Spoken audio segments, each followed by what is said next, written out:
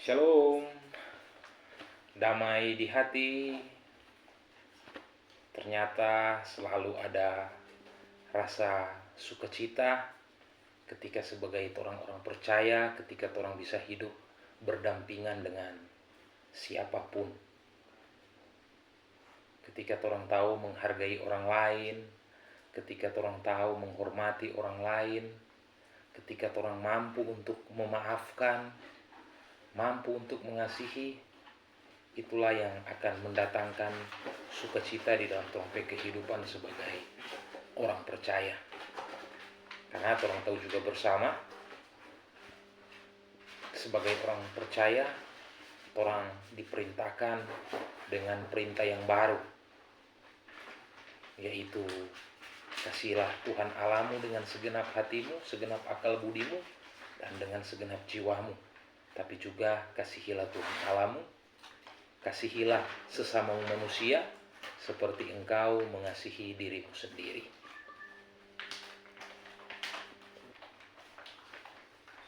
Jadi saudara-saudara yang dikasihi dan diberkati Tuhan Yesus Kristus, memang kembali ke ingatan masa lalu. Pada waktu itu kita sendiri juga menyadari kita bukan seorang yang tahu mengasihi, bukan seorang yang tahu memaafkan, tahu mengampuni, tapi bahkan kita sering berbuat jahat. Kita membalas kejahatan dengan kejahatan. Tapi ada hal yang memang termasuk mengubahkan saya. Ketika pada waktu itu saya ada di dalam penjara, memang pada waktu itu kejadian sampai saya masuk penjara, saya sempat ada pertikaian masalah dengan aparat penegak hukum, sampai akhirnya saya tertembak di kaki kiri saya ini. Waktu di dalam penjara, merasa ada rasa putus asa, seakan tidak ada harapan. Tapi kita pernah mengingat ada satu firman Tuhan yang berkata, "Marilah kepadaku mereka yang letih lesu dan berbeban berat, aku akan memberikan kelegaan." Dan karena teringat akan ayat itu, sampai akhirnya kita berdoa kepada Tuhan.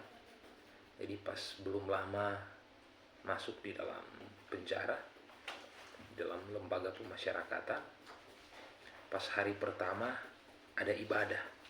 Jadi setelah beberapa hari di dalam lembaga pemasyarakatan, tiba-tiba ada ibadah. Dan itu merupakan ibadah pertama ketika kita ada di dalam sana. Kita berdoa begini, Pak Tuhan, sebelum pergi di tempat ibadah. Tuhan, kasih akan kok kita satu firman yang boleh menguatkan kita, supaya kita jangan jatuh ketika kita ada di dalam tempat ini, dalam penjara ini. Jadi karena pada waktu itu kita memang masih pincang, masih kento itu kaki, karena peluru kena di kenter kaki sebelah kiri. Jadi waktu itu kaki masih ada tarik-tarik. Jadi kita terlambat mempersiapkan diri. Tamang-tamang semua sudah di dalam penjara, sudah di dalam gereja, kita baru masuk. Jadi pas kita masuk, kita lihat keadaan pas itu hamba Tuhan baru bilang, "Mari berdoa. Mari berdoa untuk pembacaan firman Tuhan." Jadi karena kita cuma balangkah satu-satu, kan berjalan waktu masih siksa karena kaki sakit. Kita mau duduk lagi, kita lihat bagian belakang full semua, cuma bagian muka yang kosong. Sampai akhirnya kita duduk paling muka. Pas kita pergi duduk, hamba Tuhan bilang, "Amin." Dan kita akan membacakan firman Tuhan. Jadi pada waktu itu firman Tuhan yang dibacakan, jadi Jadi kita waktu itu langsung ambil Alkitab. Jadi hamba Tuhan bilang, firman Tuhan yang kita akan bacakan saat ini dalam Ibrani 12 ayat 11 sampai ayatnya yang ke-14. Jadi kita ambil dan kita baca.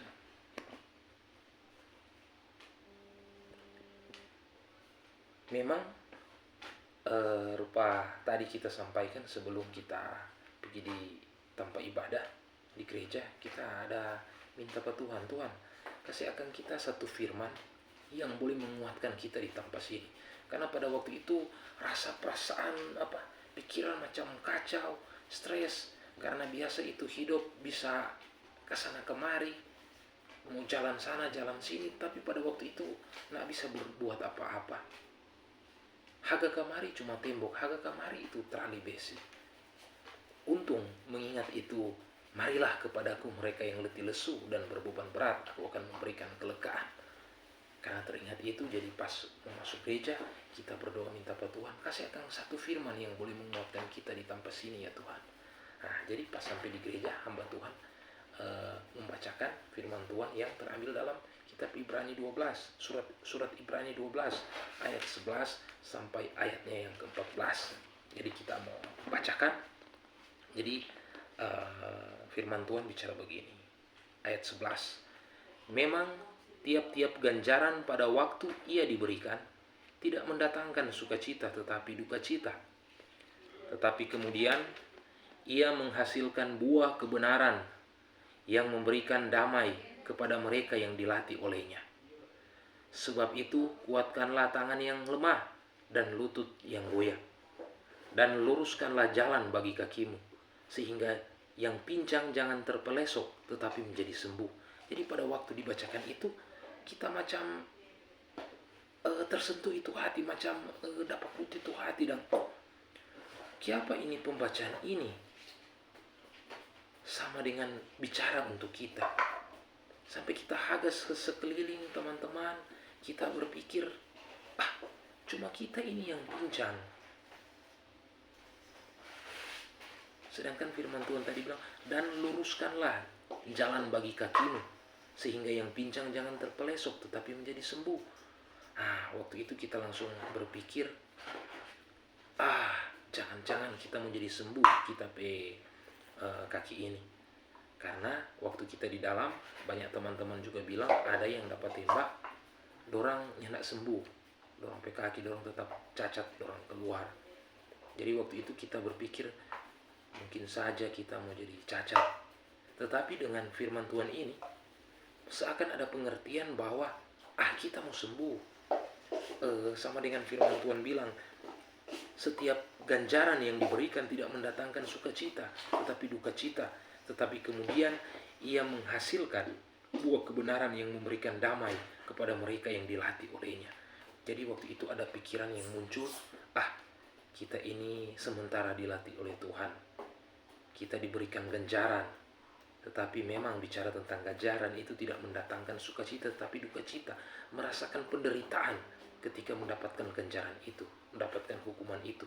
Tetapi sebenarnya hukuman ini untuk melatih kita, supaya kita hari esok kita bisa lebih baik. Baru ayat selanjutnya, ayatnya ke-14, firman Tuhan bilang begini, berusahalah hidup damai dengan semua orang, dan kejarlah kekudusan, sebab tanpa kekudusan tidak seorang pun akan melihat Tuhan. Jadi setelah selesai peribadatan, kita coba renungkan terus ini firman Tuhan ini. Kita bertanya pada Tuhan, Tuhan, apa makna ini firman Tuhan ini untuk kita? Jadi soal yang pincang jangan terpelesok tapi menjadi sembuh, ada di hati pak kita dengan pengertian yang Tuhan berikan. Ini firman Tuhan memang Tuhan tujukan untuk kita, karena kita meminta. Waktu pertama mau ke ibadah, kita bilang, Tuhan, di pertama kita beribadah ini kasih akan kita satu firman Tuhan yang dapat menguatkan kita pe hati di tempat ini. Tapi ayat selanjutnya bilang, berusahalah hidup damai dengan semua orang. Jadi kita waktu itu kita berpikir, kalau kita akan menjadi sembuh dengan pengertian firman Tuhan ini.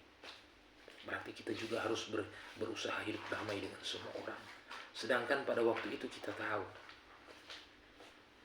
kalau ada orang yang hobi main bola, kita hobi bakalae. Kalau nak bakalae, rasa sakit tuh badan. Mau suka di mana ada masalah, mau turun di situ. Tapi setelah firman Tuhan ini, Tuhan perdengarkan buat kita, mulai saat itu kita berusaha hidup damai dengan semua orang. Di dalam penjara, ada yang bermasalah antar kamar, antar blok, kita satukan dorang. Kita bilang, torang di dalam sini, torang dalam penderitaan, torang dalam kesusahan. Jadi, torang nak usah baku susah di dalam sini, mari torang baku-baku baik semua, supaya ketika torang keluar nanti, sedangkan torang ada di ujung sana, satu ujung sana, satu ujung sini, pasti torang akan saling mengingat. Karena ketika di dalam penjara, torang semua ada baku-baku baik.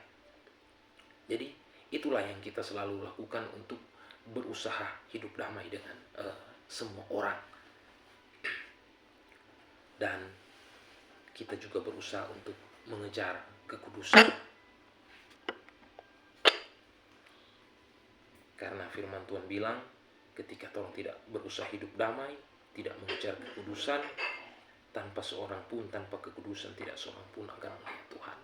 Kita memang menyadari dalam kehidupan sehari-hari sangat terbatas, banyak kekurangan, kadang tanpa sadar, lalai.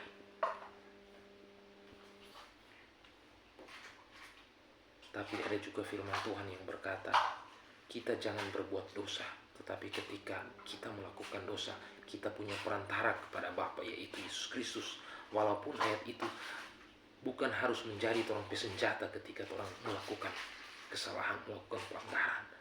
Tapi sama dengan ada seorang pimpinan ataupun orang bos suruh orang, coba angka itu batu besar sana. Akhirnya orang angka. Orang mau kasih sohong itu batu itu mau angka. So angka 2-3 hari nak mau tak angka, 1 minggu nak mau tak angka. Pas bos datang ulang, aduh bos, berat sekali ini no, nak mau tak angka. Tapi itu bos pasti senang, dia angkat jempol. Karena dia lihat orang akan ada berusaha untuk memindahkan itu batu itu. Bos juga tahu memang orang tidak mampu, tapi dia ingin melihat bagaimana orang ketaatan pada dia. Ketika dia perintahkan, apakah orang mau melakukan. Jadi sama halnya dengan Kristus, dengan Tuhan seperti itu. Memang tidak terlalu mudah untuk orang melakukan itu semua. Karena orang manusia penuh dengan kedagingan, walaupun orang tidak boleh berpendirian di situ, karena firman Tuhan juga sampaikan, hendaklah kamu sempurna seperti Bapa di surga adalah sempurna. Tapi Tuhan tahu sejauh mana orang berusaha untuk menjadi yang terbaik. Disitulah dia melihat dan menilai orang. Bagaimana orang bicara orang terbatas, orang tidak sempurna. Sedangkan Tuhan tidak pernah melihat orang berusaha, berjuang, bersusah payah untuk menjadi yang terbaik. Orang hanya bermasa bodoh dan beranggapan bahwa manusia memang cuma daging roh penurut, tetapi daging lemah. Orang berpatokan di situ, tetapi tidak ada usaha sama sekali untuk dia bilang hendaklah sempurna seperti Bapa di surga adalah sempurna. Jadi sebagai manusia lemah yang banyak keterbatasan, kita tahu kita kurang sanggup untuk dapat melakukan segala apa yang Tuhan perintahkan. Karena ada kalanya tanpa sadar, sudah salah. Aduh kasihan Tuhan, minta maaf sudah salah. Tapi disitulah kita sangat percaya Tuhan melihat segala kita usaha, kerinduan untuk menyenangkan hati Tuhan. Sama halnya saya sampaikan tadi tentang berbicara tentang berusaha hidup damai dengan semua orang. Memang untuk hidup damai dengan semua orang tidak semudah yang Tuhan pikirkan, karena hidup damai dengan semua orang bukan cuma ketika seorang atau di sekitar orang dia tahu berbuat baik buat orang, jadi orang juga mau berbuat baik orang itu. Karena firman Tuhan bilang kasihilah semua manusia, sedangkan ada juga firman Tuhan bilang, jikalau engkau mengasihi mereka yang mengasihimu, apakah upahmu? Ternyata bicara tentang upah, bukan hanya ketika orang mengasihi orang yang mengasihi orang, berarti upah juga yang terbesar yang Tuhan berikan pada orang ketika orang tahu mengasihi orang yang tidak mengasihi orang. Makanya ada firman Tuhan bilang, kasihilah musuh-musuhmu, berbuat baik dan berdoalah bagi mereka. Jangan engkau membalas kejahatan dengan kejahatan, tapi balaslah kejahatan dan kebaikan. Kita bukan seorang yang tahu melakukan kasih. Kita bukan seorang yang takut akan Tuhan. Tetapi ketika kita mengenal Yesus lebih akrab, kita harus berusaha, dan kita berusaha untuk dapat menjadi seorang yang takut akan Tuhan, seorang tahu yang mengasihi dengan kasih yang sempurna. Kasih yang sempurna yang saya maksudkan di sini yaitu ketika orang tahu mengasihi orang yang tidak mengasihi orang, ketika orang tahu untuk mengampuni orang yang membenci orang, ketika orang tahu untuk memberikan yang terbaik kepada mereka yang tidak memandang orang. Sama halnya dengan firman Tuhan bilang, berusahalah hidup damai dengan semua orang. Dan itulah yang saya lakukan. Saya berusaha untuk hidup damai dengan siapapun. Dan ketika saya melakukan itu semua, ada sukacita yang boleh terasa. Bahkan sukacita itu saya rasakan melebihi dari sukacita yang biasa yang saya rasa. Jadi sukacita itu bukan hanya sukacita yang sekedar, tapi sukacita melebihi dari sekedar, karena orang merasa orang melakukan itu perintah Tuhan. Memang di pandangan ada sebagian orang, mungkin orang menganggap kita bukan seorang yang baik, kita hanya seorang yang jahat, ataupun ada yang menganggap kita hanya seorang yang bodoh, bukan seorang yang pandai. Tapi kita merasa bagi Tuhan kita adalah orang yang pandai. Kita bukan orang yang bodoh, karena kita mampu melakukan kasih yang sesungguhnya itu. Karena banyak orang percaya yang orang lihat, bahkan mereka itu terlalu baik dalam kehidupan sehari-hari. Bahkan mereka mungkin diberikan kesempatan untuk melayani Tuhan, tetapi belum tentu mereka melakukan kasih yang luar biasa itu. Banyak dari mereka hanya tahu mengasihi mereka yang mengasihi dorang, tetapi banyak juga dari dorang tidak dapat mengasihi musuh-musuh mereka, tidak dapat mengasihi orang yang membenci mereka. Apalagi mereka harus berbuat baik kepada orang-orang tersebut. Terlebih lagi ketika mereka mau mendoakan orang-orang itu. Memang hari ini kita seorang yang bodoh, kita bukan seorang yang pintar, tapi kita bersyukur hari ini kita mampu melakukan semua itu. Kita mampu memberikan kasih yang terbaik. Jadi bukan hanya mengasihi orang yang mengasihi saya, tapi saya mampu mengasihi orang yang tidak mengasihi saya. Saya berusaha untuk berbuat baik kepada mereka, bahkan setiap hari, setiap waktu ketika saya menutup mata untuk mendoakan mereka, untuk berdoa.